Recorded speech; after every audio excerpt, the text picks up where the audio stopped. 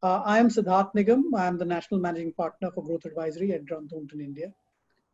Today, we have a distinguished panel of speakers from the auto sector, and all of us will benefit immensely from their perspective and insights about how consumers' mobility choices and preferences have been influenced by COVID-19 and how this has impacted vehicle purchasing trends. I would like to welcome Mr. Anirudh Haldar from TVS Motors, Mr. Puneet Anand from Hyundai Motor India, Mr. Yashpal Sachar from Honda Cars, Mr. Sanjeev Panda from Maruti Suzuki, and my colleague Saket Mehra, who's also our auto sector leader and a risk partner in the firm. Welcome everyone, and I'd like to thank all the panelists and the speakers today for sparing the time to be part of this webinar in the busy day during the week. I'm just going to spend the next few minutes setting the context and giving perspective what the webinar is going to cover over the next hour or so. A potent mix of demand down, switch over to new emission norms, and COVID-19 has pushed the Indian auto market back by 4 to 5 years.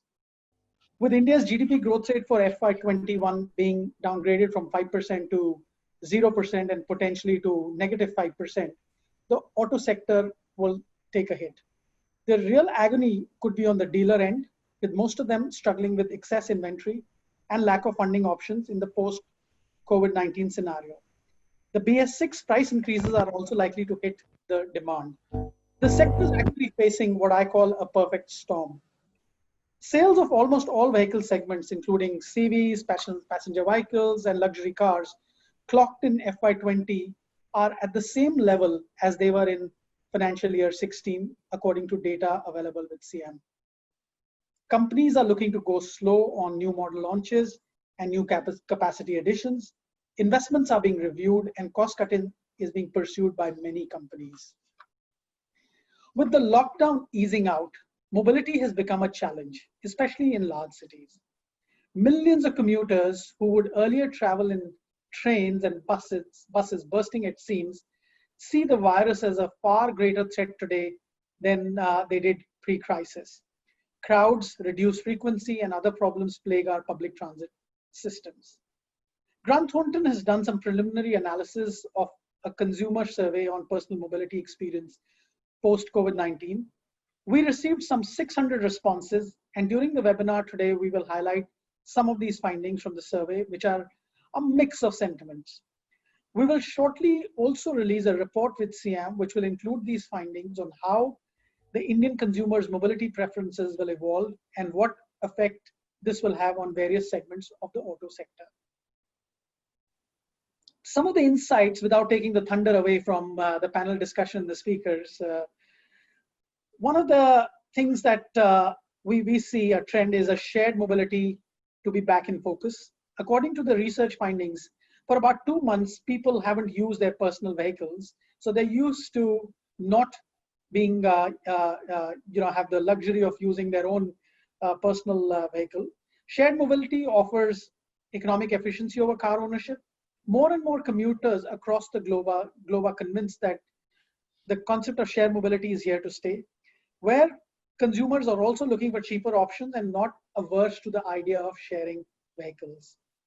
A cleaner public transport is another expectation that will be there post the crisis. From now, it needs not only to be safe and reliable, but also clean and hygienic. One, incorporate in-vehicle hygiene aids for operators and passengers. 2, in-vehicle health emergency aids, and ensure cleaner bus stops, bus depots, metro stations, a daily sanitization routine. Operating and therefore travel costs should go up a little bit because of this, but it is well worth it considering the safety and safety aspect and the confidence of the users.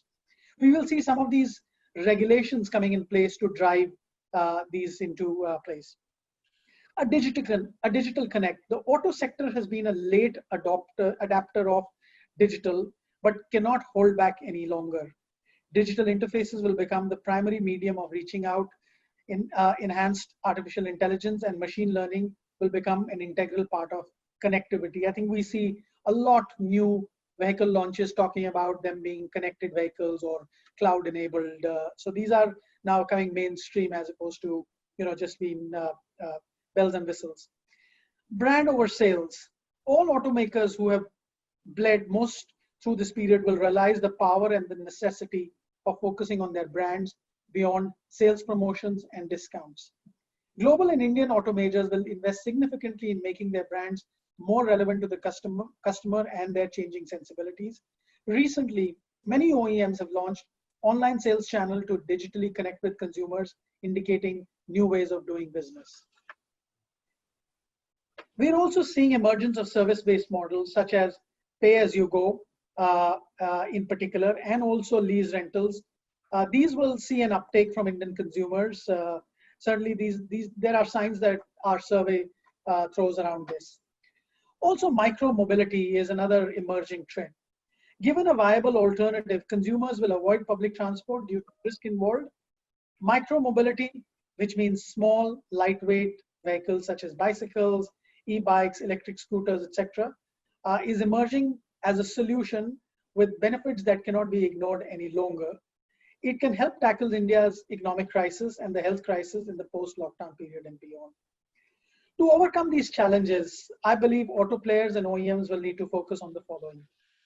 Trace entire supply chain to evaluate geographic risk, the impact of China, North America, Europe, and shift to Indian suppliers as required to minimize long-term disruptions. One of the things I have personally experienced that today there is a lack of availability of options for a prospective buyer, and I think sorting out the supply chain will ensure that there is ample choice available to the consumer in real time. Also another thing that the OEMs and the auto players need to focus on is making new investments to build sanitized and automated warehousing and logistics solutions for future quarantine needs. The world has changed, and I think the sector needs to adapt to some of these contingencies. Plan well for the post-COVID-19 situation around efficient warranty and dealer claims dispersal, planning for short-term skew on spare parts. Prepare for a spike in after-sales. Service on wheels and service camps for scheduled maintenance are some of the options. Reassess upcoming launches and financing offerings. Financing schemes will help tackle liquidity crunch and also make the buying decisions easier. We will, of course, talk about a lot of these trends in detail through today's session. With this, I would like to hand over to Mr. Rajesh Menon, Director General of SIAM, to present his welcome remarks. Thank you. Thank you very much, Siddharth. First, of course, good afternoon to all friends from the automotive industry, financial institutions, analysts, and friends from media. A very warm welcome to this important initiative where SIAM has partnered with Grant Thornton on understanding consumer expectation on the personal mobility experience post-COVID-19. Vehicle buyers are in some way bread and butter, and understanding the expectation from the automobile industry is very important to deliver at par goods and services to our consumers. COVID-19 pandemic has come at a time when the automobile industry was already facing a demand slowdown. The performance of the automobile sector was very dismal in FY20. The overall sales across segments on an average was down by 18% minus vis-a-vis financial year 19. The pandemic has further intensified the hardships for the industry. Its steep decline in sales and causing major disruption in supply chain, labor availability, and challenges on the financial front for the entire automotive fraternity in the value chain. SIAM did an assessment as an industry body on the impact of COVID-19 on demand for vehicles in the current financial year. And as per our assessment, it is estimated that demand would degrow in a range of -26% to -45% across various industry segments for the year financial year 21. Nevertheless, the automobile industry has been resilient in the present times and is weathering the storm with confidence of a resurgence very soon. SIAM as an industry body is working with the government to ease the trouble or minimize the impact of COVID-19 on the Indian auto industry. Our focus has been on the supply side challenges, which includes minimum disruption in supply chain, availability of workforce, etc. And of course, on the demand side, which is a which is a major area of concern as of now. To revive demand, we have made some specific suggestions on reduction in cost of vehicle acquisition and generating positive sentiment for consumers to return to the market. Consumer clearly is the most critical element in accessing market realities and demand. And on the personal mobility front, there are two trends visible in terms of consumer preference. First is a positive trend of increased preference for personal mobility solutions over public and shared transportation. Second, there's a trend which is negatively impacting demand, which is negative consumer sentiment in the background of expected contraction in GDP, reduced economic activity, and therefore possible job losses and pay cuts as apprehensions. Both the trends have simultaneously have a divergent impact on the purchase decisions of consumers. In some cases, purchases have been postponed or the choices for the consumers have been altered. Some new consumers who earlier were not considering buying vehicles have also become potential buyers due to the necessity that the pandemic has posed. Similarly, there have been discussions about increasing preference of consumers to engage in online platforms for vehicle purchase and servicing with added features for safety and sanitization in these vehicles. Therefore, to better understand consumer preference and make such data available to our membership, we have partnered with Grant Thornton to jointly undertake primary research on the changing consumer expectation for personal mobility experience post-COVID-19. The preliminary findings of the report will be presented today by Grant Thornton in very initial findings, initial numbers. We will be, of course, engaging with our industry experts in the panel discussion in the next session, and a comprehensive report with survey findings and including experts' views will be released in the subsequent days jointly between SIAM and Grant Thornton. We really hope that this report will be very useful for understanding consumer preferences and would help us in providing best-in-class products and services to our customers. The project is an additional milestone in our endeavor and aim of rebuilding the nation responsibly.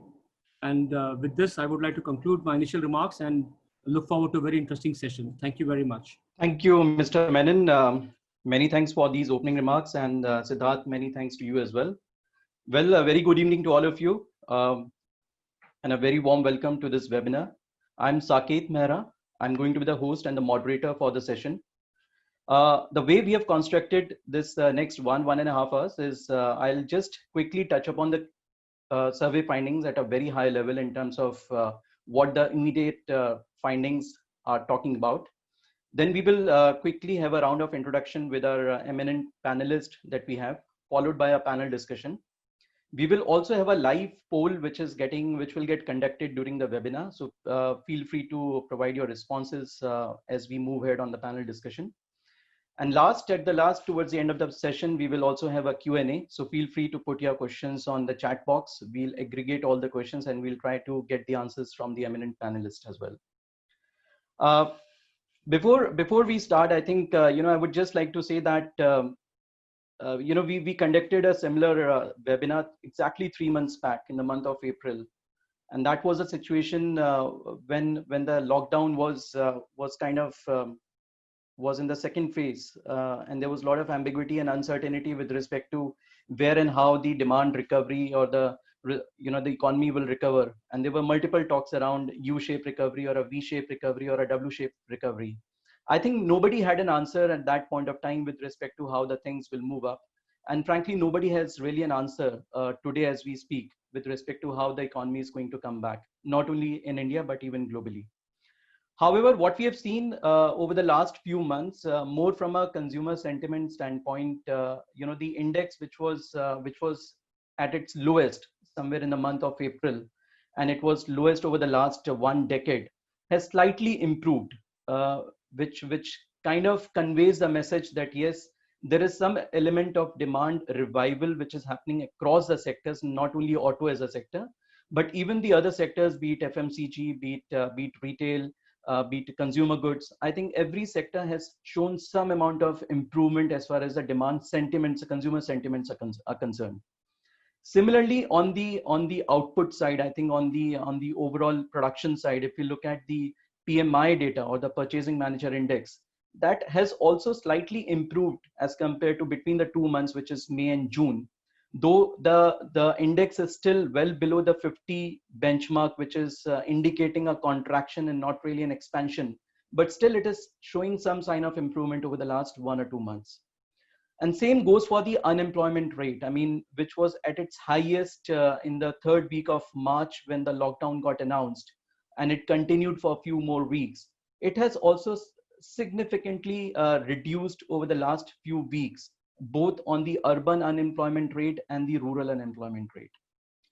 Well, these are at a very high level how the things look like, but there are some concerning factors as well as we speak, and these are largely the macroeconomic factors. So for example, if you look at the core infrastructure production of the core 8 industries that we have, these are again down by almost 23%. I'm talking about the core industries around cement, steel, aluminum, fertilizer. Though fertilizer has shown improvement as compared to the other industries and being the only industry which has shown improvement, but the larger concern still remains from these core industries. The second is the bank non-food credit growth. And this is important because if almost 65 to 70% of the vehicles which come on the road in India are financed by the banks or the NBFC. So there is not much of an expansion with respect to the non-food credit growth. And if we were to compare the figures between March 19 and March 20, though they are not comparable as such, there's a huge stark of difference between these two figures. What it all is resulting into a food inflation going up, and obviously the multiple contraction in the GDP which has been predicted by different agencies, be it IMF, be it World Bank, be it Moody's, be it S&P. I think over the last few weeks the concern has also started coming in from the rural areas, and we have seen both discretionary as well as the non-discretionary demand coming up from the rural areas over the last few months. But over the last few weeks, because of the pandemic spread in the rural areas as well, there is likely to be a run out of steam of the demand coming up, particularly from the rural areas. If we look at the Q1 performance of the global automakers or the Indian automakers, it's obvious that the volumes and the numbers are down, but still everyone is largely talking about the revival in terms of the inquiries which are coming. The retail numbers which we have seen are picking up both on the two-wheeler as well as on the four-wheeler sector, as well as their preparedness for the coming festival season. With this, I'll just quickly move on to the survey findings at a very high level. So what we have done, we rolled out the survey along with SIAM in the first week of July. And the survey was open for almost 10 odd days. We had respondents both from the metros as well as the non-metros towns in India. The age population was also equally, very uniformly spread across the younger generation and the other generations. There are a few interesting findings around the overall consumer sentiments. The preferences will undergo a change of the consumers. Third, we wanted to understand in terms of the ease of buying a vehicle. Would the consumer still prefer to go to the dealership, have a look and feel of the vehicle, and then make a decision? And the last, we wanted to understand the priorities or the key expectations which the customers will have from buying the vehicles. So at a very high level, what the survey pointed out that almost 55% of the respondents stated that they did not want to buy a new vehicle in the times to come. And there are 45% of the respondents which are willing to buy a vehicle, but at different points of time, which could be a 3 months period, 6 months period, or even a 1 year period. Interestingly, out of the 55% population, almost 92% of the population were not even wanting to buy a vehicle in the pre-COVID environment. So essentially, it's only that 8% of the population which have deferred their decision due to the COVID environment. Second, if we were to talk about the alternative mobility options, I think a very interesting finding over here, both on the metro as well as on the non-metro cities, is that people are equally kind of divided between use of public transportation and the use of shared mobility. But if I look at the non-metro towns, I think that's where the people are inching towards use of shared mobility, which is a good sign, which means that there is immense amount of awareness which is gradually getting created in the non-metros with respect to use of shared mobility. With respect to buying, I think still almost 68% of the respondents believe that yes, they would want to visit the dealer before making a choice of the vehicle. So a look and feel is something which is very important for an Indian customer. And the balance amount of customers also wanted to explore the online channels or the digital channels to kind of really make a decision before they were to actually make a decision. So I think this is one area which needs some kind of a shift in the change of the consumer preference. And how do we bring more, how do we remain more connected with our customers and bring them onto the online model? Last one is more in terms of what the customers are now wanting from the vehicles, with respect to what kind of features. Is it safety a still priority feature, or is it something technology is a key priority feature? So I think there again, two emerging facts which came out. One, certainly hygiene is becoming absolutely important for a customer. And second, customers are looking at technology solutions embedded into the vehicles. So these are very preliminary findings. We will come out with a detailed report along with CM in due course of time. But we thought just to put these findings further as a context with respect to our panel discussion. Now with this, I will just quickly move on to introduction of our eminent panelists. We have Mr. Aniruddha Haldar to begin with. I'm just going in alphabetical order. Mr. Haldar is Vice President Marketing at TVS Motor Company. He has been associated with TVS Motor Company since 2011, has been instrumental in identifying the market trends and translating them into sustainable value creation for the customers. He manages the marketing shared services of media planning and buying for traditional and digital media.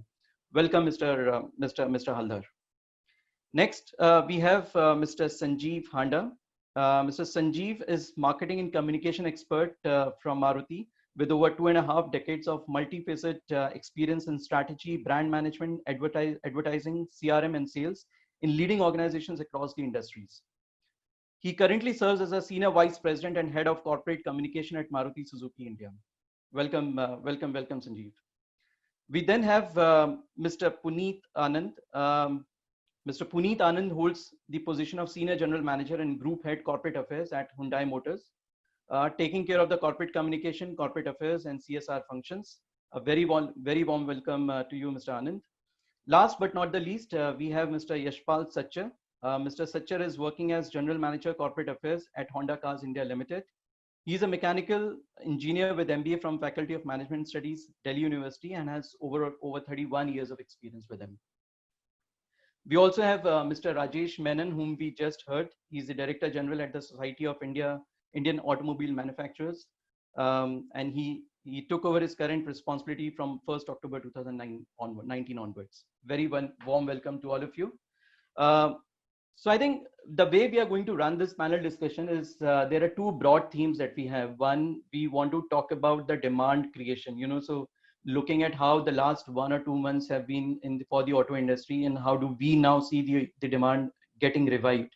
And second theme is going to be more around innovation and technology absorption. So how important innovation becomes, how important technology absorption becomes for the OEMs, as well as for their dealer partners, as we move ahead on the growth journey. So with this, I'll just take on the first question, and if I may invite Mr. Sanjeev Handa. Sanjeev, with your experience on four-wheelers, we have seen that the revival has started happening, but the biggest question which everyone has is that this demand that we are seeing over the last 1 or 2 months, is it really a sustainable demand? Is it more of a pent-up demand? Is it something which is going to continue, let's say, till the festive season? Or how soon do we really believe or seriously believe that, yes, we are going to come back to a normalcy from a four-wheeler perspective? Thank you, Saket. The question is very nice, and I sincerely really wish that I had a crystal glass in which I could see through and I could, predict the future. And, if I wish I could, and I think everybody here would join me in believing that demand is the first thing that everybody is interested to know. But while we speak of demand, there are certain, I would like to talk about, all the questions that you've asked in maybe 3 or 4 sections and try and answer your queries in a particular manner. So if you speak about the overall scenario, I think we're seeing some early signs and they are good. And yes, there has been a pent-up demand because the lockdown happened suddenly, and of course people with bookings were waiting for their cars to be delivered. So there could be a pent-up demand of the pre-COVID levels. However, retails, yes, we are seeing a positive retail which is happening, and we've seen a positive trend over the month of, compared to the month of May. April was, of course, flat out 0, nil, but over May, June has picked up. It's been good. And you would agree that retails are a reflection of customer demand to a great extent. So yes, we can say that things may be looking up, but again, it's too early to really predict the demand scenario into the future. We will have to wait for some time for that. On the demand scenario, when you speak of demand, there's also rural markets, and you did touch upon it in your presentation a while back. We're definitely seeing a recovery happening in the rural markets, and they're really coming up faster than the urban, for sure. Reasons, of course, could be any. Could be a good monsoon, could be a Rabi harvest, could be a good sowing of the Kharif crop. We can just make assumptions on that. But yes, rural is picking up for sure. However, and you rightly mentioned, there is a risk of the infections now getting into the second or the third phase, which is into the rural states, and that could, in a way, again impact us negatively. So we will have to watch out for that. Companies like ours, like Maruti Suzuki, we've been focusing on opening of showrooms across the country. We've nearly had about 2,700 to 2,800 showrooms that are operational out of the total 3,100 in the country. And we are trying to spread the confidence among the consumers. That's exactly the stuff that we're really focusing on right now.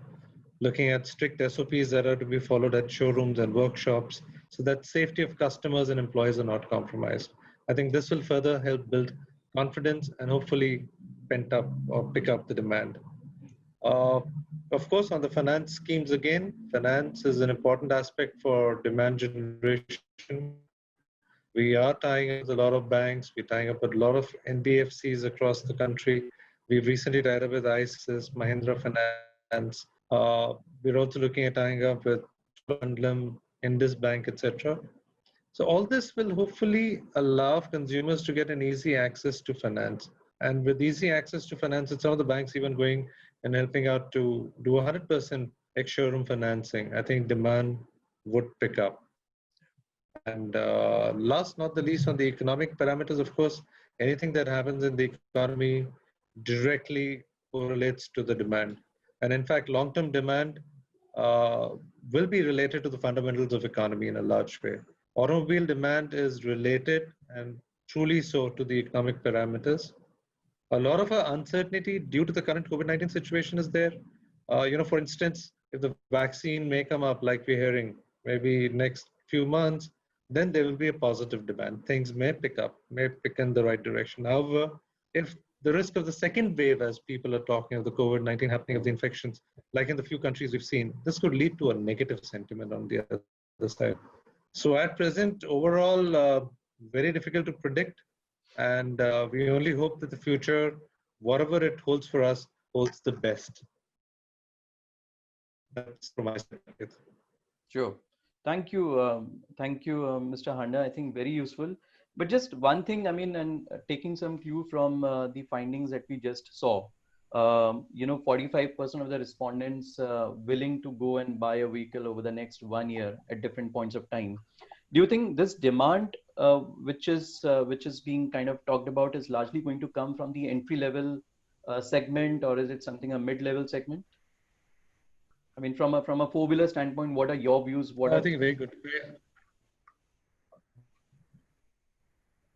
No, very good question. I think with the current trends that we're seeing, there's a term that you would have heard about, telescoping of demand, and we're seeing it very concurrently, which is in the sense that people are looking at, if they're looking at buying a bigger car, they would actually go a segment low and say that, can I look at the lower segment? So what we are seeing in our case is that there's a huge traction towards the entry-level cars. Okay. And that segment is really finding favor with the consumers today. Maybe because of the uncertainty into the future, they're saying, okay, let's look at the current, satiation of our requirement for mobility. If it serves a purpose, let's go for this. So you believe, I mean, whether it's from a rural area or it's from an urban area or a semi-urban area, the larger demand is going to come from the entry-level segment. Yes. Primarily so. For in the near future, at least, that's what you believe. In the near future, yes. Great. Yes. Excellent. Mr. Haldar, if I can move on to you and a related question, because one is the passenger vehicles that we have seen. I think two-wheeler has been the segment which has come back very quickly, in a post-COVID environment. And we were reading a few figures. I think we were down by almost 78% year-on-year basis in the month of May. But I think June was just 35% down year-on-year basis. So it's a faster recovery which is expected to happen on the two-wheeler side. And India now being the largest two-wheeler market in the world, what are your views? I mean, what do you think from this preliminary set of indicators or the demand coming in? Is it again a pent-up one, or is it something which is going to be a much sustained one? Good afternoon, everyone. It's a strange world where minus 35 qualifies for celebration, but I think that's the world we are in. So, but on a serious note, yes, month on month, it was definitely an improvement, and we did see a lot more retails coming in. Interestingly, and I'll try and break down my response to you and cover some of the points.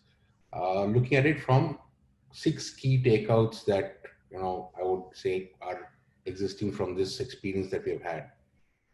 Number one would be that right now the consumer is really focused on moving from desire to need.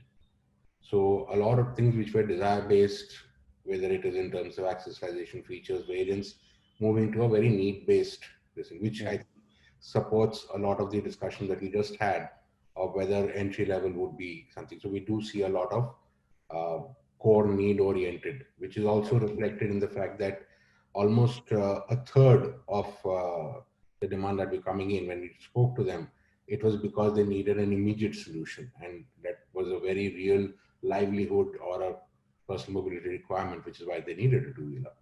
But at the same time, we're also seeing factor 2, which is value, and in that sense, I would say, from a coinage perspective, it's a daam nahi kaam batao, in the sense that it's really, is it of value? Is it of something that's really adding?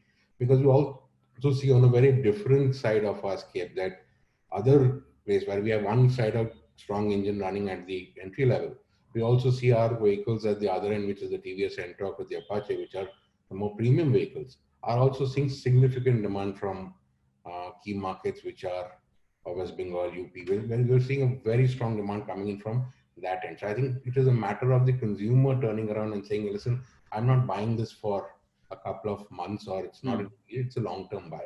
And the true value for me. And so there are the set which is very clearly focused. If you're able to get the value story across, they're very receptive. The third is the fact that we have seen that in this period, positive strokes help. So it is not, positive is not a bad word. I mean, it is becoming in today's day, but it's not a bad word. Fear is not driving the retail.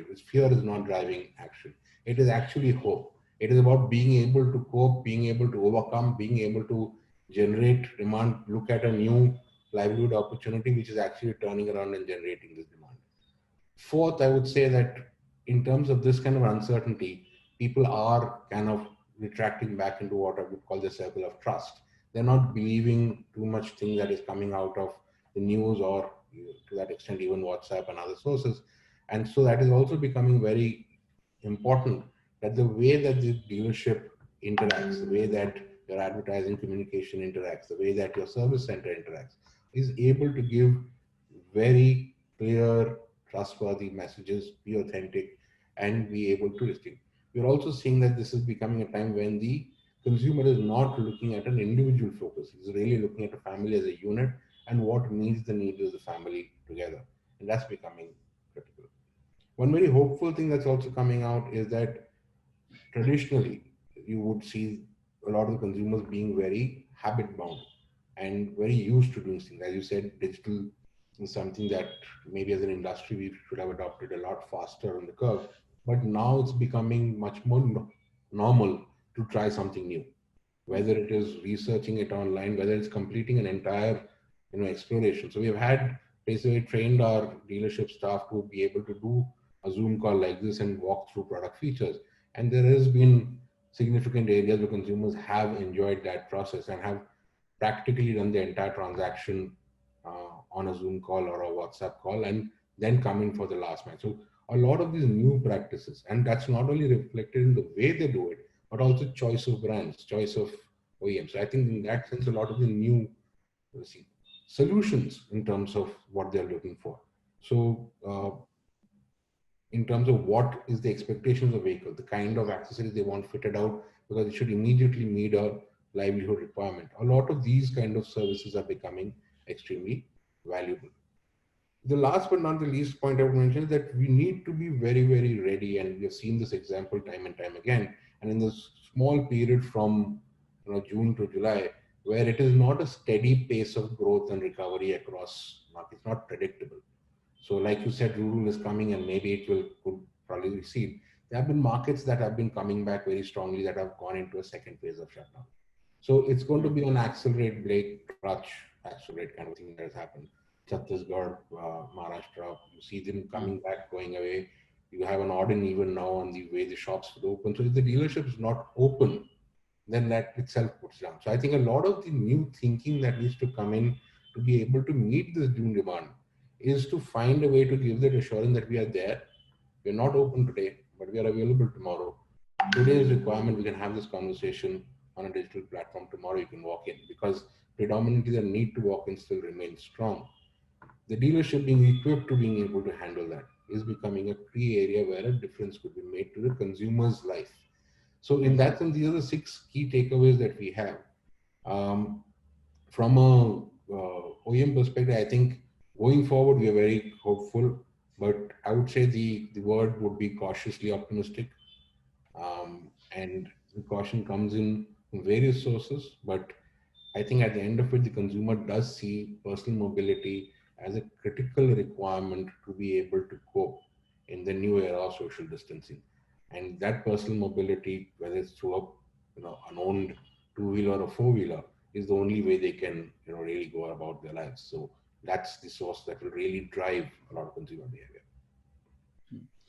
Very interesting, Mr. Haldar. I think you touched upon very pertinent points with respect to, given the current situation in which we all are, how differently are we looking at our customers? How differently are we looking at their changing preferences? How differently are we looking at connecting with them? You talked about something like experience or making an impact. I think that's fundamental, and that's not only I would say for the auto industry to do with, but across. I mean, you talk about retail, you talk about FMCG. I think there are multiple permutations and combinations. Adoption of fintech companies, which FMCGs are joining hands with. I think so that all depends upon how soon are you able to adopt these different innovative ways of remaining connected with the customer, keep on addressing the concerns or the needs of the customers, and make them believe that yes, you are part of the same ecosystem. As you rightly said, that this is one ecosystem. So how your advertisement, how your dealerships, how your customers are feeling part of the one ecosystem is something which is so important at this time. But I think just one more thing that from a 2-wheeler perspective, as we have heard you, that yes, there is a demand which has come up. Do you think that the shift is really happening from a person who was using a public transportation, or is it a new set of demand or an impulsive demand which people were holding back during the lockdown period, which is really coming out? I mean, yes, you talked about, this is more towards need per se.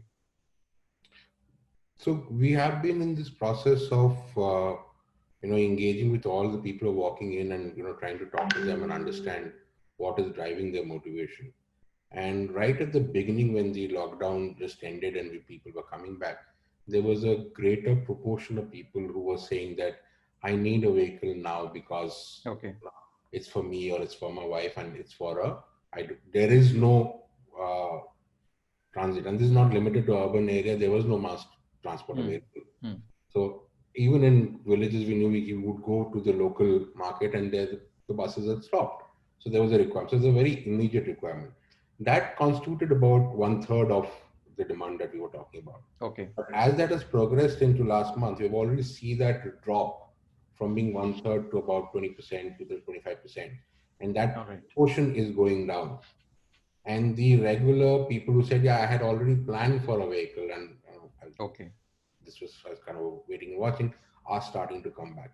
That combination says there would have been a combination of A, pent-up demand, B, new demand caused by the current context. Okay. Both of these are factors which would be transient. But the inherent core demand still is a majority of the demand. And that proportion is starting to grow and grow back in the direction of where it used to be. Okay. So that's what is really the strong force that we're looking at. So that's a much more sustainable and a stable demand. What do you mean, right? And, exciting, interesting. If I may move on to Mr. U. Sachar, I mean, we have talked about four-wheelers. We have also heard Mr. Haldar talking about the two-wheelers. Let me ask you something around, the used car market.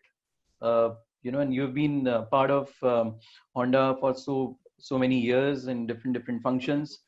What are your views about the used car market in the post-COVID era? I mean, pre-COVID, yes, it was growing at a phenomenal stage.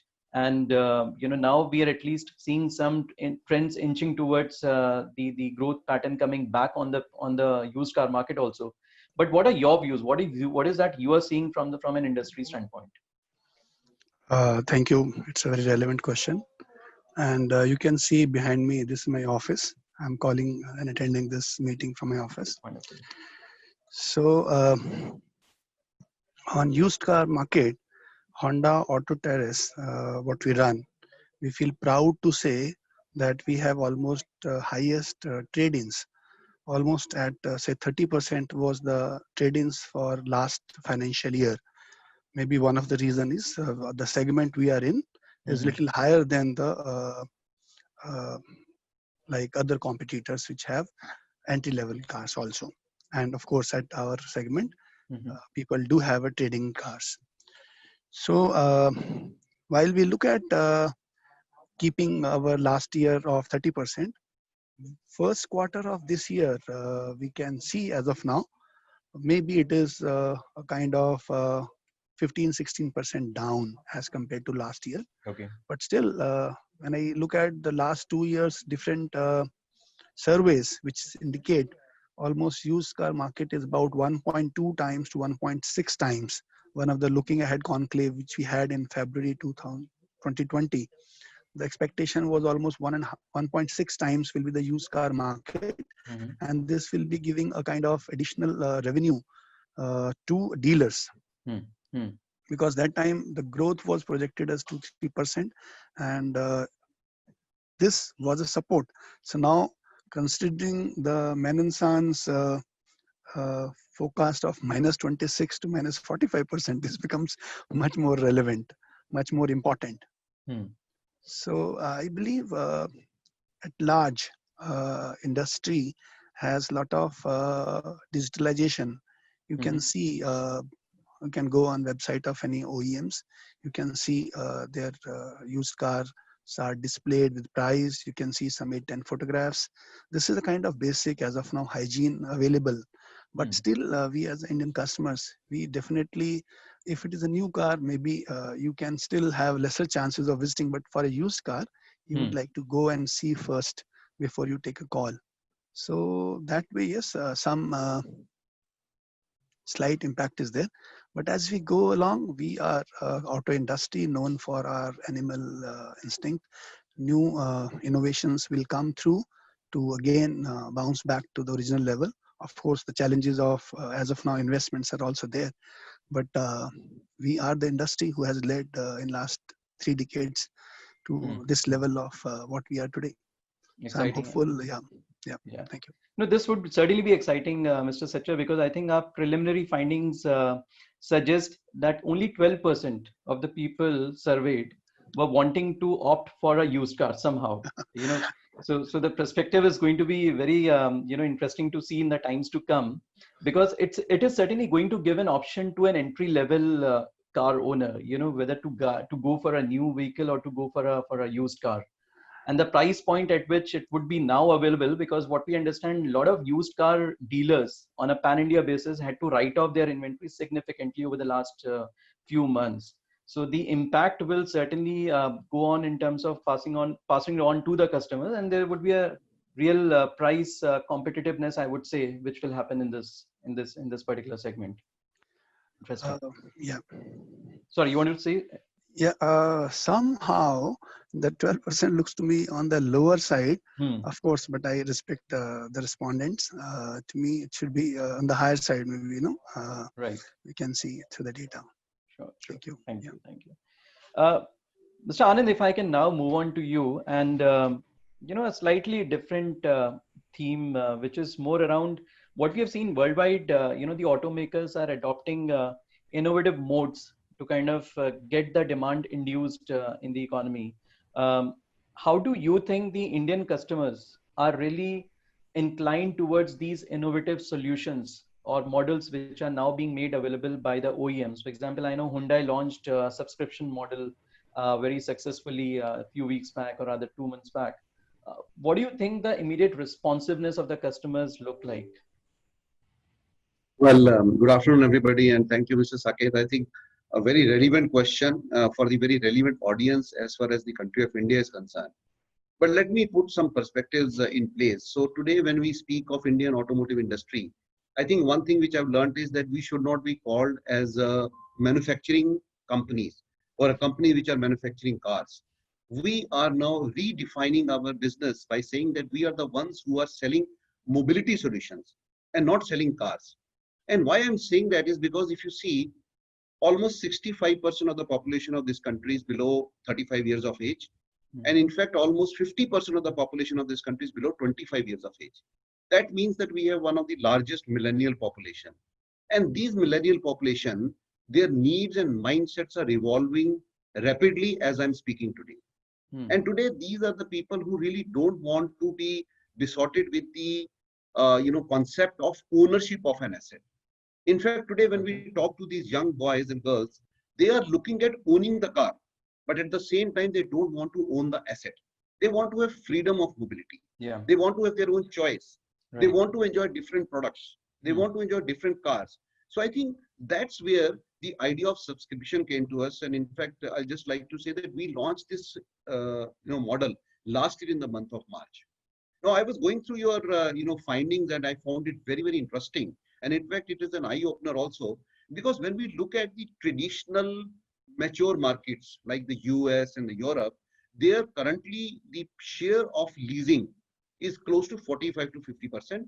And when we talk of the subscription model, which is a new thing for India, close to 10% of the cars in US are already under subscription. And your survey actually speaks that 15% of the respondents, they wanted to go for a subscription model. Now, it's a very interesting phenomena that a concept which has just come into India almost a year back, the respondents are almost at a similar interest level as we have in other developed economies. Right. And I think that's the fact where, Indian people, their adaptability, their mindset is totally carbon copy of what is happening in the developed and the Western economies. Now, today, when we talk of these subscription models, in fact, as I said, that we launched it in the month of March, and it was initially, awareness was a challenge because what subscription actually means. But through various digital interventions, through various forums and through various seminars, we were able to make the people understand the importance of this subscription. And within the first year, in fact, it was not even the full calendar year, we work on the calendar year basis. Almost in the 9 months, we were able to sell more than 2,000 subscriptions. Right. And today, as I speak, we're in the middle of the pandemic, our sales volume in terms of subscription still continues to be more than 200 subscriptions per month. Okay. Now, that is a very healthy growth. Why? Because it's a model which is yet to ascertain and develop to the greater levels of adoption for this country. Today, when we talk of the young millennials, especially when we talk of the IT cities, now consider a customer or a person who's working with Infosys or TCS, and he's coming from US on a short-term assignment to India. He may not like to buy a car. He wants to have a freedom of mobility, and he may not like to drive in any car sharing model. To own a car for him, subscription becomes such an important activity because he can subscribe the car for 1 week, for 15 days, for a month, for 3 months, for 6 months, or even for a year. And by the time his or her work gets finished in India, he can easily give the car back and then go. And during these 6-7 months of ownership, he could also has the freedom to change the model. He could actually, start up with a Nios, the brand item. He could go to a Verna, he could choose a Creta, or he could choose a Venue within the subscription model with the change in some of the, values in terms of the subscription amount. So this not only gives him or her to enjoy the different cars, but also gives them a freedom of mobility. Maybe on weekdays, he would like to drive a traditional hatch, but on the weekends, he would love to drive a SUV or an off-roader and go out and, really have some nice time. So I think these are some of the thoughts which are there in our mind. And that's why Hyundai is always innovative in terms of future predictions and how we are able to give more freedom in mobility solutions to our customers. So I think that's the concept with which we launched the subscription. And I'm very confident that other, mobility solutions provider, I will not call them car manufacturers now, will also follow the suit. And I think already some of them have started giving these subscription platforms and various models to their consumers also. And I think India is a market which should see definitely good adoption as far as subscription is concerned. However, I also like to share with you, because there is always two sides of the coin.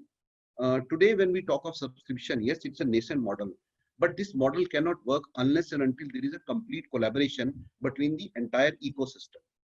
And for that, first important thing is awareness among the young millennial population. And second thing is, I think everywhere for subscription to succeed, various stakeholders, whether it is the central government or the state government or the channel partners, for an OEM manufacturer, channel partners are very important. All of them should have to come on the similar platform. Let me give you an example. Today, a person who opts for a subscription service in, say, Delhi NCR, because subscription per se is still treated as a commercial car by the license of the CMVR regulations. So it has a commercial name number plate, although the colors are reversed. Person who has to move from Delhi to Noida or from Delhi to Gurugram and come back to Delhi will have to pay the toll tax or the entry charges while entering Delhi, which can be a little dampener for him, because it is considered as a taxi tag for the customer. But I think if these kind of small issues are taken care of, I am sure subscription will suddenly become a very, very important model and something which people will start working and investing into. And I think these are some of the areas where, all of us, the manufacturers, and I would say also the financiers, the insurance companies, they should come up with together and see that such innovative platforms can grow together. And we should also become one of the most mature economies, as we have been seeing happening in the other countries. So I think that's my take as far as the new innovation models of subscription and leasing are concerned. No, very relevant, Mr. Anand, and I can relate to it. Why? Because, just 2 weeks back, we were having a conversation with our colleagues in the UK and the US market within Grant Thornton. And I think the common theme which emerged was how mobility as a service, it's not only about subscription model, but overall mobility as a service is gaining momentum in those markets. Wherein people have multiple options to use mobility from a single application. Though yes, we have long way to go to reach over there, but it's a good start that yes, the customers are responding towards these kind of innovative solutions which are being now made available by the OEMs in India. But the point which you made about the limitation, in terms of it carrying a commercial number and not really a personal or a private vehicle number. Do you think in India, because people are more possessive when it comes to, and owning a vehicle is a very is something which is very close to the heart of an individual in India, and particularly if you go to the semi-urban or maybe the rural areas, I think it becomes a more of a personal ownership. Urban areas still, with the millennials coming in, they do understand that they don't want to get into any kind of a financial commitment. How do you see this model actually being so successful in the semi-urban and the rural areas in the times to come?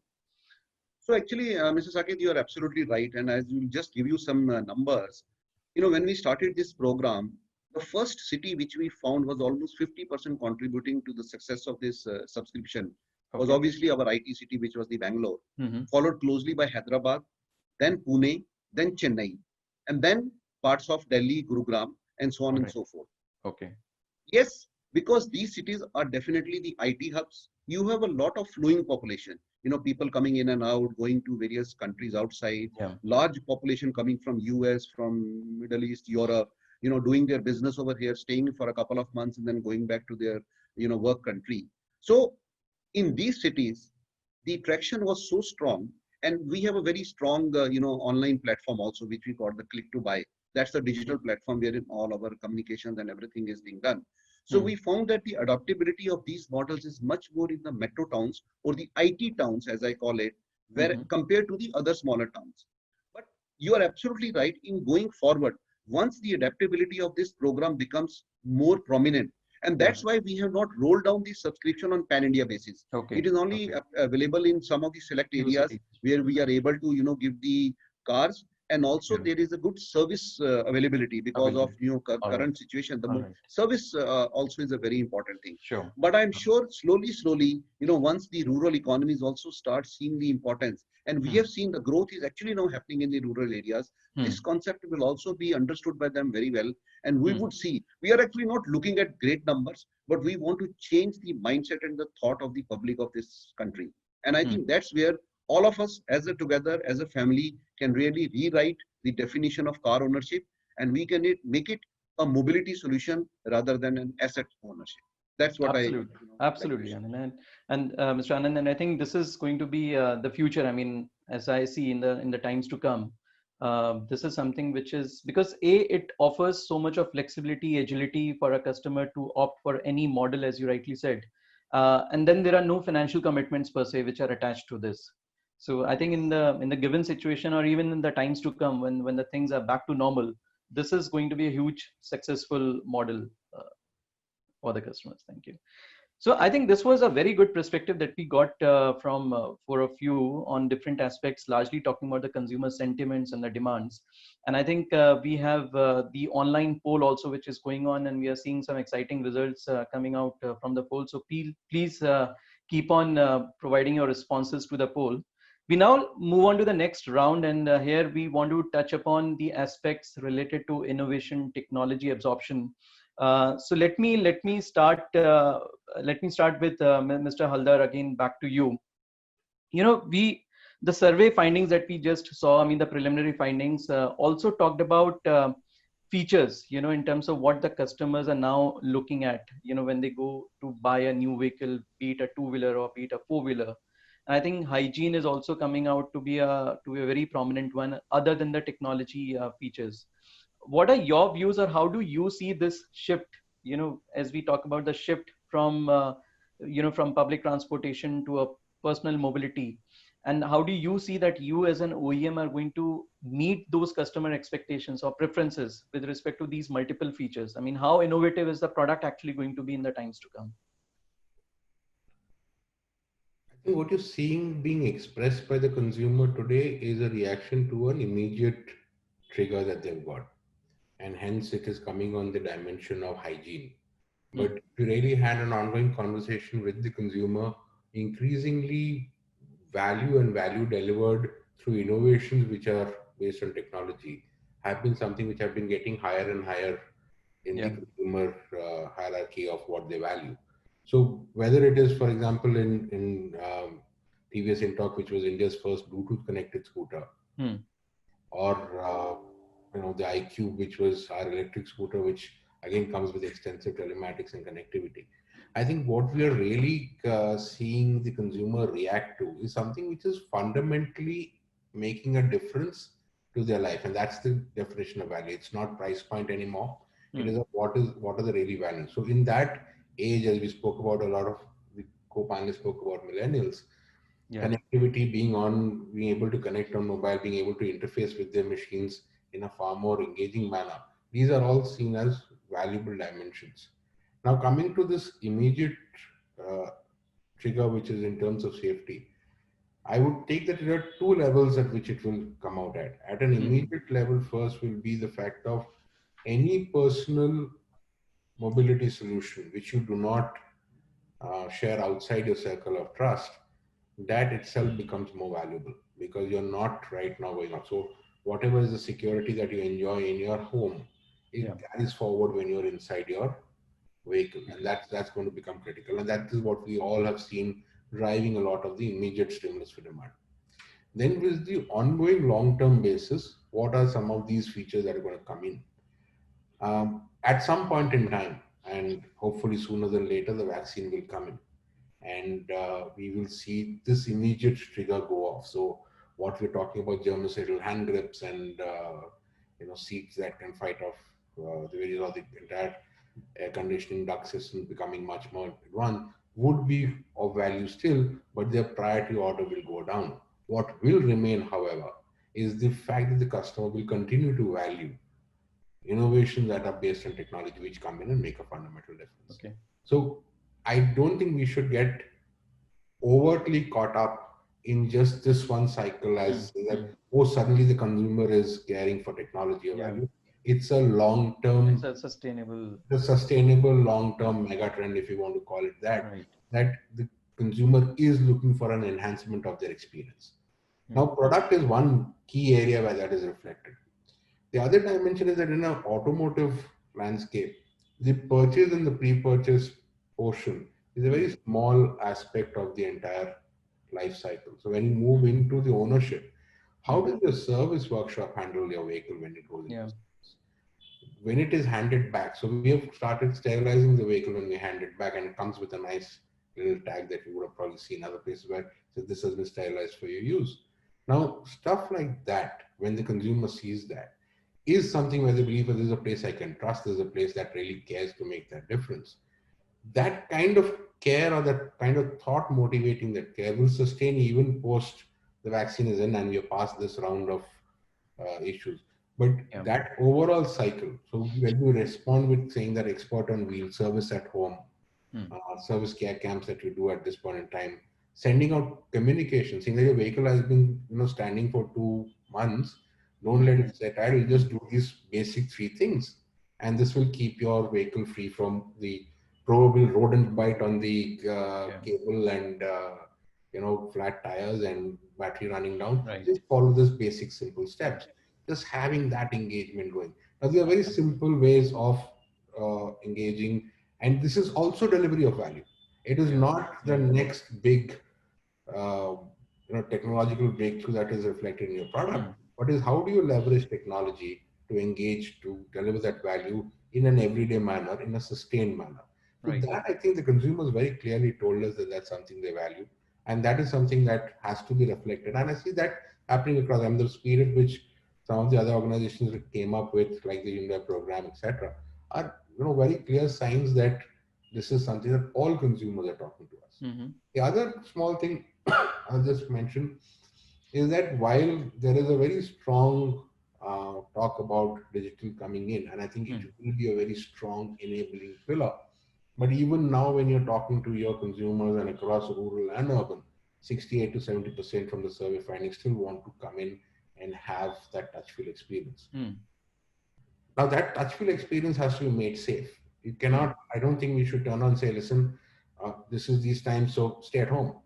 You want to come in, I will ensure that the dealership has the necessary protocol in place, the necessary training in place, the necessary requirements in place to provide you a safe environment for you to enjoy that process of purchase. Because truth be told, no matter which automotive product you're buying, it is probably among the top 5 most expensive assets that you're going to end up owning. In my consumer's life, it's definitely among the top 3 most valuable assets in most of their lives. So that purchase, or point of purchase, has to be an experience he enjoys or she enjoys, and it is our owners to deliver that in a safe, hygienic, clean environment. So I don't think that the answer is to migrate away.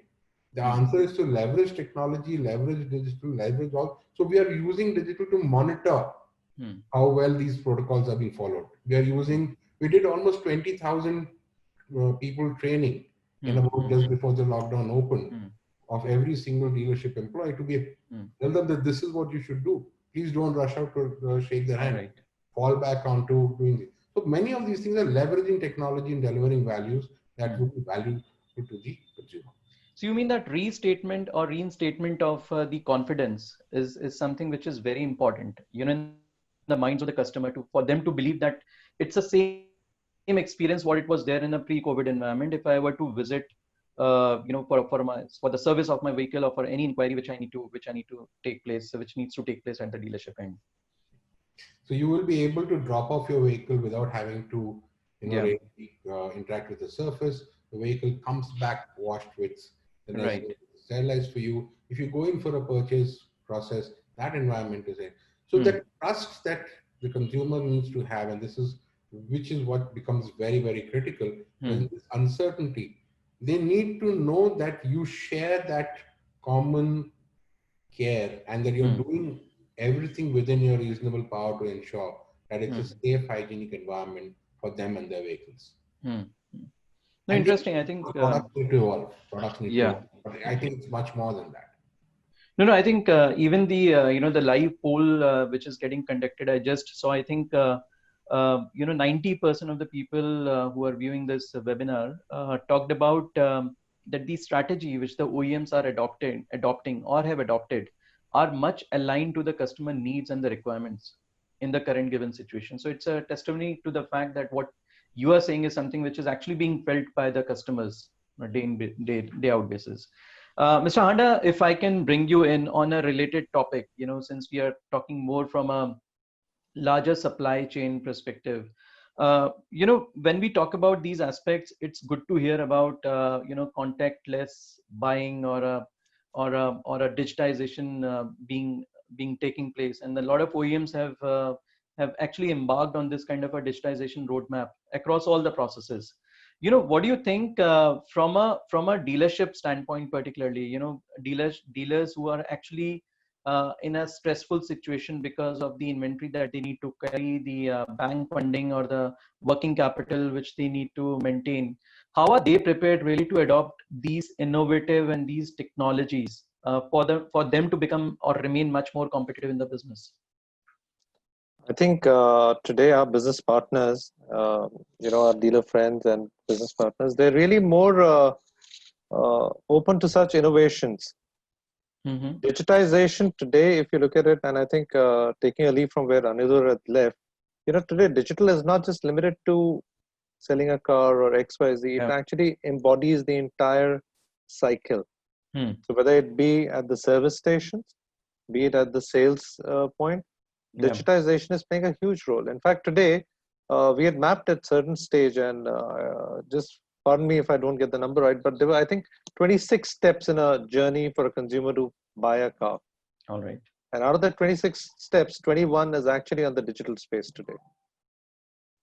So which means a consumer today, when he is actually landing up his showroom, is nearly pre-decided on the business. So our dealer friends are also cognizant of the fact that, this is an important aspect. So today, for example, we started something, in fact, I call this phenomenon more like a phygital, no longer the dealerships are only physical in nature, they're phygital. They're physical and digital combined.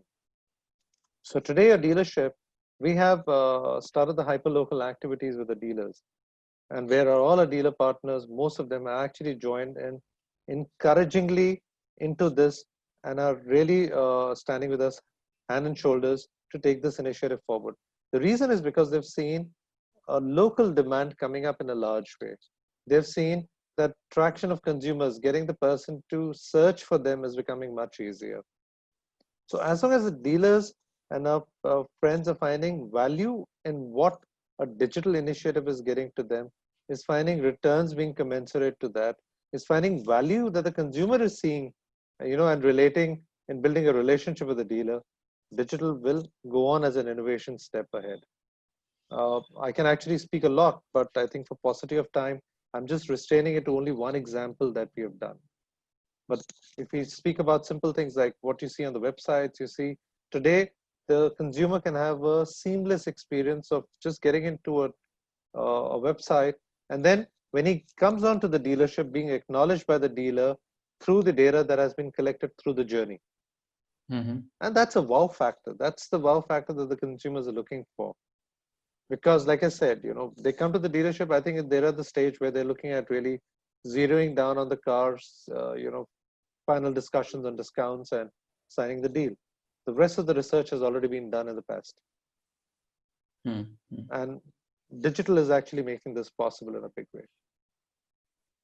So we are also seeing the live poll results on this particular matter. I think 38% of the people actually believe that digitization of the dealerships would induce demand for the vehicles. I mean, there is a good lot of percentage of people who still believe that it may not.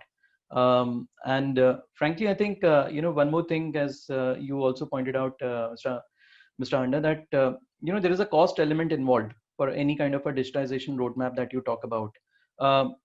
Purely from a cost perspective, when there is already such a huge stress, in terms of maintaining and running a dealership, which is not a very asset light model, it's a very heavy asset model. Is it not something that which is going to have an incremental cost of acquiring a customer for the dealerships? I think first of all, Saket, that's a good question, but I stand to differ in the sense that I don't think we should call this as a cost. I think it's better to call it as an investment. And it's an investment which is a long-term investment. It is not a very short-term return thing. It's not that I invest in it today and I can reap the results within a month. Yeah. These things take time. And I think our partners are intelligent to understand that difference. Wonderful. Also, the fact that our earnings are not just dependent, like you started the first question in the last round, you said about stocks, etc., being carried. Yeah, it's not just the stocks alone. I think today the dealer earning is not just limited to selling of a car. There are other things also there: allied services, insurances. There's there is money to be made on servicing in a big way. So you look at the overall profitability of a dealer from how he is earning from that. How is he earning from the fact that being with a market leader like Maruti Suzuki, of course, you've got more than 2.5 crores of vehicles. And that's where the revenue is also coming in. All right. And therefore, my humble submission and my request to people who have actually voted it for saying no and saying maybe if they start taking this as not as a cost but as an investment, maybe their point of view may change. Yeah. I think it's more to do with the mindset change. I mean that whatever you incur today will reap you benefits in the times to come. So you're right. I think it's more of an investment which will go in terms of giving you those returns in the time in the months to come. Mr. Anand, if I can again come back to you on a related point, which Sanjeev also touched upon, that how different intermediaries. We are talking about let's say a OEM. We are talking about the finance companies, we are talking about the insurance companies. Do you think in the given situation or the given scenario, it's time for these different intermediaries to come together and again come out with an innovative product or a solution to the customer? As you were highlighting that it's not really a vehicle per se, it's more of a solution which is now being offered by OEM. So how is that differentiated in the current environment? How are these different intermediaries coming together and offering more comprehensive solution? So I think very, very relevant. This is a very important question today when we talk of Indian market as far as the passenger vehicle is concerned. More than 72% of the passenger vehicles are all financed. So that shows the kind of importance of the finance sector as far as the ownership of a car or a two-wheeler is concerned. Right. Now, not only finance, but also insurance, which is now as a mandatory thing because we have to have an insurance with any product which we buy, automotive product. So I think these two stakeholders, both insurance as well as finance, have a very key role to play in sustaining and building up demand for the automobiles also. Recently, IRDA, which is the governing body which maintains the entire solutions as far as the insurance is concerned, and RBI, which is handling the finance, IRDA had launched a long-term insurance plans, because of which suddenly the investment and the ownership of two-wheelers and both, even in case of cars, we saw a little gradual dip happening. Why? Because the upfront payment which you had to give to the insurance provider was more than what a normal person used to be giving. Right. Because for two-wheelers it was almost 5 years, and for a four-wheeler it was almost 3 years. Now, very happy to say that last 2-3 days, IRDA has reversed that cycle, and we see that this is one of the another reasons where we see some demand further coming up. Because in India, value proposition and the cost of the product itself is very important, because that's which defines the ownership of the product, especially car, which is a very, very important and costly mechanism when it comes to Indian market. Now, I would say when I was small, we had only 4 insurance companies. I can name them all, were public sector companies. And in 2003, Government of India privatized the insurance sector. And today we have almost 25, 26 insurance companies selling their products. But one important thing which we have to see is that these products are almost similar across the table. Right. There's nothing much innovative or something which can really define that, okay, this is better or that is better. Yes, we did see in the past some products like the zero debt policies, which really gave some good, value to the consumers. But by and large, the products and the solutions were almost similar. No, let me take you to the Western economies, which are quite advanced and, mature as far as the insurance is concerned. Suppose today somebody buys a Creta, which is almost a starting value is around 9.5, 10 lakh rupees. He buys a Creta and drives it for 15,000 kilometers a year. This is the average distance a person drives in India. This is the average across the industry. Now, similarly, another person buys a Creta and drives it for 100 lakh kilometers in a year. There are people who are driving almost 150,000. Both the people end up spending the same insurance money. Right. Although one person uses it for 15,000 kilometers, the other person uses it for 150,000 kilometers. But the insurance outflow from their pocket is the same. The car which was driven for 150,000 kilometers was subject to many risks while it was on the road. And a car which was standing inside the customer house in a garage was not subject to any risks. But both the people had to pay the same insurance premium. No, these are some of the touch points, or these are some of the inputs which I think we need to look at the auto industry and the insurance industry, how we can really make some products which can be very meaningful. So today, why not we look at certain products which are like usage-based insurance? Today, we can do all these things because calls are all coming with modern, technology. We have GPS-based cars. We also have now, Hyundai was the pioneer in launching telematics. Now, telematics can also very help you to give how the driving of a customer is there. Whether he's a safe driver, whether it's a person who's braking too much or rapidly speeding. So even the behavior pattern as far as driving is concerned can also administer the various as far as the insurance premiums are there. So I think if we are able to integrate technology into various options, not only we can increase the overall acceptance of the insurance, we can also bring the insurance premiums down. And reduce the cost of acquisition. And reduce the cost of acquisition. Right. So the same insurance which was close to 40,000 rupees on a pan-India basis with all these things probably can come down to maybe 30,000 or 20,000. And imagine how much effect it will have on the recurring expenses which the customer will be spending on the car. Yeah. So these are some of the ideas which I feel, yes, India is evolving. Most of the cars have these, new gizmos, whether it's the GPS or the telematics. I think all these things will be very important. And at Hyundai, we have always been innovating, not only ourselves, but taking all the insurance players into the portfolio and seeing how we can define new paradigms as far as the business is concerned. Even in terms of the finance, as I said, 72% of the finance. Yes, finance has still little been evolved because we saw a lot of schemes coming. Recently, if you know, like Hyundai, we again pioneered with this, the EMI assurance program. Once the COVID started, there was some fear in the mind of the people that suppose they buy a car on finance and then suddenly either they lose their job or the salary goes down or something, what is the safety they will have? So we launched this product called the EMI insurance, wherein if you lose your job while you have bought the car, 3 EMIs of that will be footed by Hyundai. All right. So such products also will add to a lot of peace of mind to the consumers so that his ownership can become more easy. And they can at least breathe a sigh of relief when, such uncertain situations are there. And I think these kind of products, we have been seeing many schemes, the bullet scheme, the balloon scheme, and so many other finance schemes are there, which anyway everybody is offering. But I think the time also is come for India to start adopting very new innovative platforms, especially in the areas of insurance and finance, because these are the two important stakeholders to increase the penetration, which currently stands at around 23 cars per thousand compared to US, which is around 850 cars per thousand population. So I think I would say that all of us together as a family, along with the various bodies, the trade bodies, the government, should come together and make these products more easily approachable, more affordable, more meaningful, more innovative, so that they can be given to customized people. No, that's so maybe true. A housewife, maybe a housewife may not be driving a car for 1 lakh kilometer, but her husband may be driving a car more. So, these kind of, so parallel ownership, usage-based insurance products, right.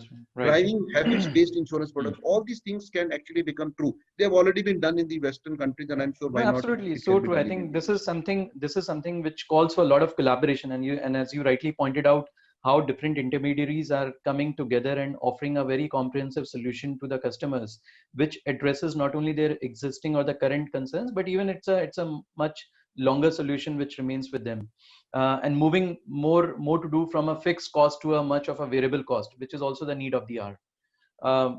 If I can bring you in, Mr. Satcher, on a related point, as we were discussing with Mr. Puneet Anand, that this collaboration between the different intermediaries is so important. What do you think the collaboration or coming together between the OEMs and dealers, which has always been there, but how different it is going to be there in the current given scenario or in the days to come? How, if, for example, something on demand forecasting, can OEMs and the dealership principals come together and offer or kind of come across some kind of do a joint demand forecasting? What are your views around it? I fully agree. This is a very good question. This year is year of survival. How to minimize the impact? That is the first challenge with all OEMs. Of course, how to invest further. You also touched upon before. How to invest, that also is to be seen, because such investments are together from dealer as well as OEM side. The year which we're talking is how to survive, how to leverage all our options available, be it how to maximize service incomings, service earnings. We call it as in Honda that in bad times your service should be able to make you sail through in this difficult time. So while we are talking of how to improvise our forecasts in terms of availability, of course, as of today, this is a challenge for all OEMs. There remains a mismatch of MTOC, we call it as, which leads to back orders.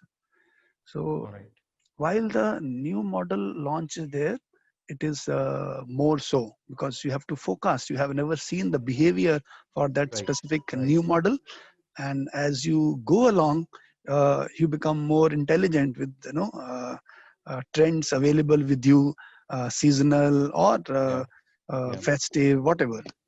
So of course, I feel there is still there is an opportunity for some kind of improvement. So maybe GT or otherwise players who are available in this field, they can come up with proposals for industry to look at. But yes, of course, they should be economical. That's a good food for thought for us. Thank you, Mr. Satcher. Yeah. So this is right.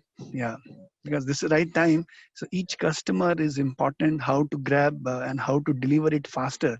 Of course, auto industry as such has done a lot of innovations. Almost all, be it market leader or Maruti or be it others, they have created their distribution points so that cars can be delivered in a very short time to dealers, and stocking can be done at OEM side rather than individual dealer side. But of course, this is a still improvement point that you can assess. Maybe you have to do more surveys, how to support industry, as well as how to create better forecasting tools so that you can predict. I think that's where the collaboration is being talked about, not only between the OEMs and the dealership principals, but even across the value chain that we have. Be it your component manufacturers, be it your supply chain networks, be it your intermediaries like finance companies or insurance companies. I think this is where a joint effort by all the components of this ecosystem will come in and need to play a very significant role. Yes. Well, I think now, since we have covered the two broad themes of demand and the innovation or the digitization, in the interest of time, I'll just quickly move on to a few questions which have been coming on to the chat box. And unfortunately, I don't think so we'll be able to address all of them, but we'll try to get answers for most of them. The first one that I can see in no order of preference is a question from Tej Kumar, and it says that in future, if we are moving towards subscription model, what percentage of consumers are looking forward to experience it, and their ratio with respect to urban, semi-urban, and rural? So if I can relay this question to you, Mr. Puneet Anand, because this is more towards a subscription model, as you also pointed out. Yeah. So I think a very interesting question. And again, I would, say what Mr. Handa said, that yes, there's no crystal box. But yeah, I think the question is very relevant. And I think we can see the glimpse of the question in the survey results, which you have already, prepared and shared. And I think I touched upon it. Today, as we stand here in India, almost 15% people whom were surveyed, I'm sure they were surveyed in the urban markets, have already shown their interest to go for a subscription model. Mm-hmm. And we say that this results is quite true, because even in some of the markets like US and Europe, already 10 to 12% cars are under the subscription model. So we are actually very much in par with what is happening in the evolved markets and what the India is planning or gearing up to do. But as I said, that in these other areas like the rural and the semi-urban market, since awareness for subscription is still going to rise, and serviceability and ownership and car handling and logistics, it will be a challenge right now, because we are just beginning. We are at the beginning of the curve. I think largely what I see in times to come, we could be looking at around 10 to 12% of subscription going forward in these urban areas, with more focus towards the IT hubs, or where we have a lot of floating population and very evolved population who have experienced this in the other countries. Today we have people who are working in US, they are working in Europe, they are working in India, they are traveling every month they are traveling one place to the other. They are the ones who are really the connoisseurs of these new innovative models. I think we would see those kind of adoptions, but to see the true model coming up in the semi-urban and the rural areas, there will still be time, for which all of us, as I said, that as a family and as a group, we have to come together, bring the awareness level, and also work with various stakeholders, whether it is the state governments or the central government, to evolve and bring new portfolio, new models on the platform. That's what I feel is going to be. Sure. Thank you. There's one related question, Puneet, if you can just quickly answer, which is like the cost benefit analysis between the subscription model and the bank financing model for a time horizon of 4 to 5 years. This is from Ashish Pandey. Actually, yeah, Mr. Pandey, I saw this question while I was chatting, and in fact, I think your question itself gives your answer. Because today, when I said a subscription basically is meant for a period of, say, 1 week, 2 weeks, 3 months, 4 months, at maximum 1 year. Suppose there is a person who wants to subscribe a car for 4 to 5 years. It makes sense for him actually to invest in a new car, because today the ownership of the car is also in India, which used to be earlier 10 years, gone down to 7 years. Closely, we're looking at around 4 to 5 year average ownership experience. Definitely, if you are owning a car for 4 to 5 years, it will have a better value for you in terms of cost benefit analysis. But the subscription model definition itself never fits good for 4 to 5 years. So I think if your choice is to go for a 4 to 5 years kind of an ownership, it would be better to invest in the product rather than going in for a subscription model. Yeah, great. I think that's a very perfect answer.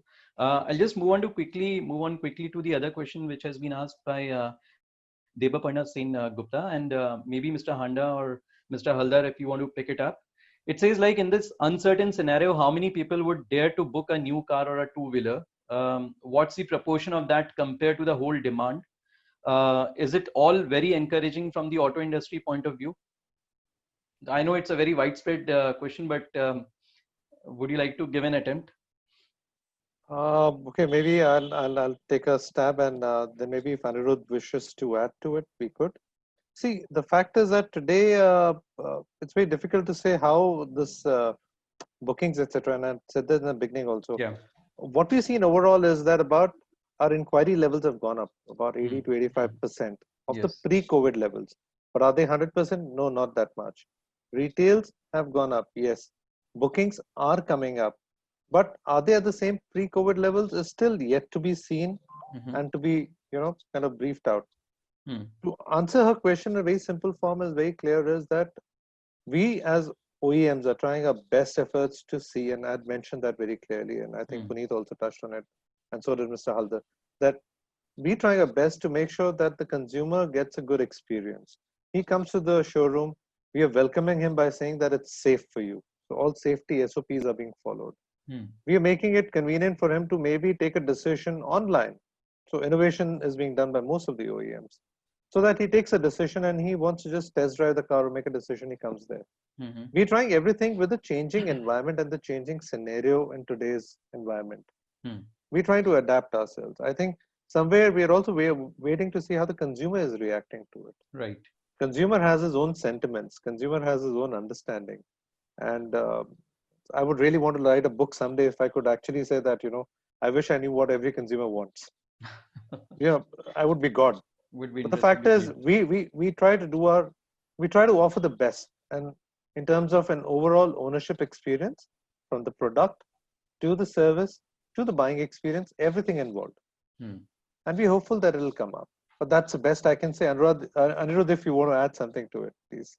I think that's a very fair answer. I just want to remind the attendees one more thing that even before COVID came in, it was not that the forecast for the year was very rosy. Sentiment was already beleaguered. We already had a scenario where demand was nebulous, it was under pressure. So it was into that environment that this got added.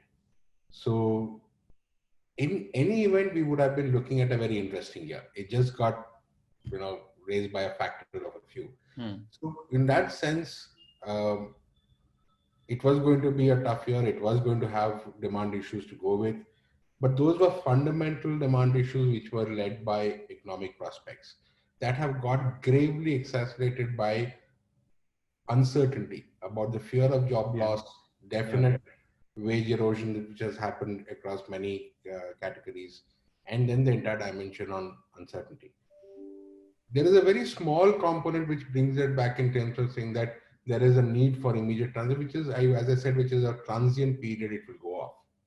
The fundamental sustainable demand, which was already under pressure, needs to be built back. And that needs to be built back not only through OEMs and auto consumers, but I think from bringing back economy as a whole. And there's a certain amount of consumer sentiment, which will be beyond just the industry. And that is also going to play out very, very significant role as we go forward. Excellent. Maybe in the interest of time, I'll just take one last question over here. This is from Soumitra, which says that with the current import restrictions from China, do we see a price escalation of the final product, both for two-wheelers and a four-wheeler? Open to anyone who wants to pick it up. A very interesting question, I would say. Very relevant in the current scenario. Let me just go with it. It's the easiest for me to take it up first. Sure, Sanjeev. Our localization levels are very high. So yes, while those import tariffs from China may be impacting, but that's for us, there is no direct impact because it's all tier 2, tier 3 that could be done. And of course, our localization efforts are on, and we try to see that the impact is least. And of course, if that would have been the case, then you would have seen a price hike by all OEMs out here right now. It's not been so much. I'd just like to add to what Mr. Sanjeev said. See, as I said, that India is a very, very price sensitive market. Any fluctuations in the prices will actually, set the tone negative. Already we are seeing a lot of pressures in the post-COVID scenario. So it is always the endeavor of the manufacturer, especially, big players who already a lot of indigenization has already happened, to ensure that whatever prices they are being maintained, they should not be escalated to a level which becomes a little unbearable for the consumer. True. So in our case, or whether it is in other manufacturers also, in the last 4 or 5 months, we have not seen any price increase happening.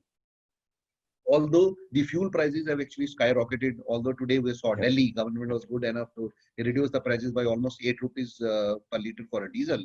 But in such scenarios, it will always be our endeavor to ensure the localization continues to improve.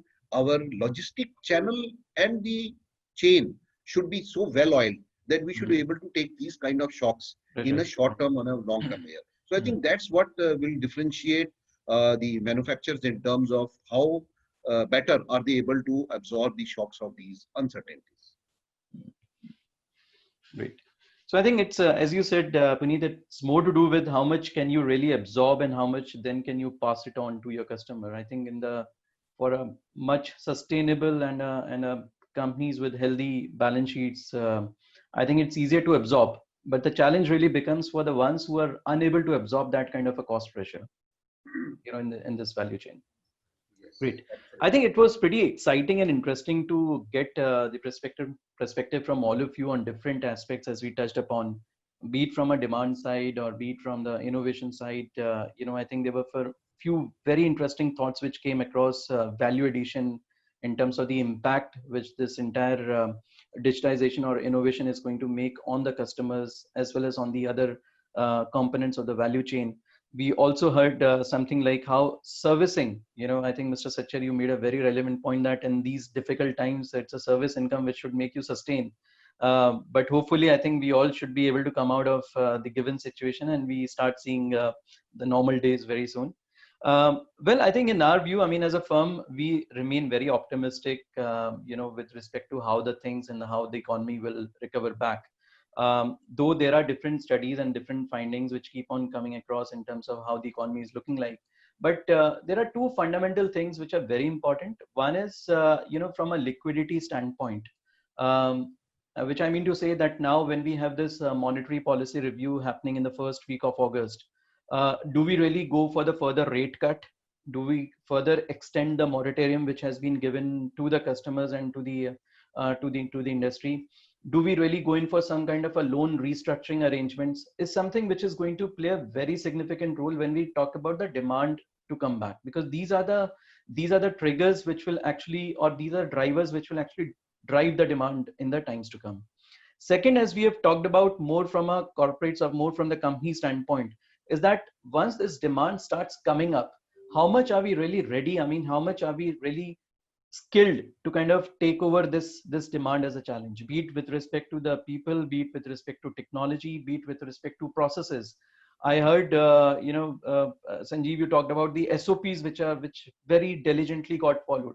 So I think that's a preparedness which a lot of companies, a lot of our clients in different sectors, I'm not only talking about the auto as a sector, but a lot of our clients have actually started preparing for it, for the boom which is expected to come. And if we don't prepare ourselves for that to happen, then I think it would be a big miss. As they say, the opportunity loss in this kind of an environment is a big loss. So that's where what we see how the outlook should look like. Yes, it may not be so promising in the near future, but in the short to mid-term or in the long term, I think that's what we believe it's going to come back to normal and rather come back with a big boom. So with this, we would like to conclude this webinar. Many thanks to all of you, to all the eminent panelists that we have, Mr. Anand, Mr. Haldar, Mr. Handa, Mr. Satcher. Thank you very much again. Thank you. Thank you, Ji. And a big thanks to all the attendees and all the viewers of this webinar. Thanks for being so patient with us, and thanks for being there with us. We look forward to engaging with you in the times to come. Thank you. Have a good day. Have a good day.